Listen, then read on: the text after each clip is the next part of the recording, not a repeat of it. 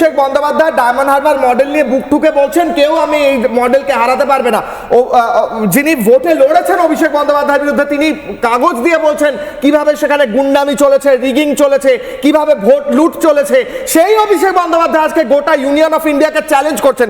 আমি পরিষ্কার করে কথা বলছি, উনি সাংসদ, উনি সংবিধানের শপথ নিয়ে সাংসদ হয়েছেন। ওনার সংবিধানের শপথ নিয়ে সাংসদ হওয়াতে সংবিধানকে সুরক্ষিত করা, তার মর্যাদা রক্ষা করা দায়িত্ব।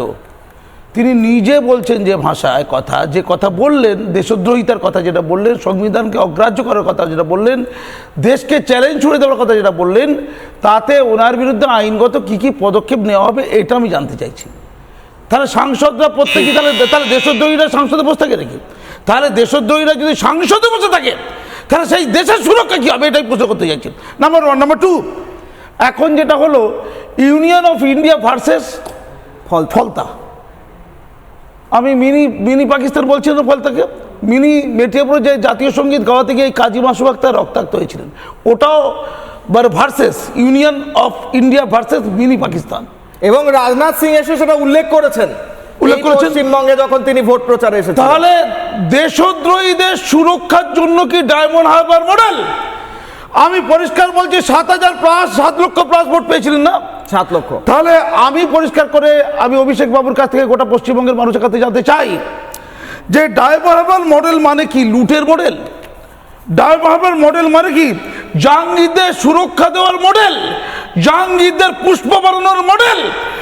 ডায়মন্ড হারবার মডেল মানে কি ওখানে বিরোধী প্রার্থীদের নামে এবং প্রতীকে টেপ লাগিয়ে তাদের ভোট অধিকার থেকে বঞ্চিত করার মডেল? এই মডেল নিয়ে বুক ফুলিয়ে কথা বলে ভারতীয় ইউনিয়নকে অসম্মান করার পর সে বুক ফুলিয়ে কথা বলবে এবং বলবে 4 জুলাই বেলা 12টার পর আরামবাগে বলেছে শান্তির কথা নয়, জল্লাদদেরকে শায়েস্তা করার, কি জল্লাদদের শায়েস্তা করার পদক্ষেপ নেওয়া হবে।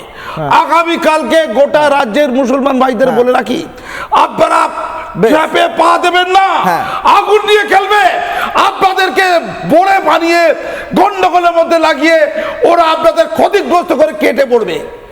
আপনারা নিজেরা বাঁচুন, বন্যায় বন্ধ হোক। শুধুমাত্র অভিষেক নয়, মুসলমান সমাজকে আমি আবারও বলতে চাই আপনাদেরকে সামনে এগিয়ে দিয়ে সর্বনাশ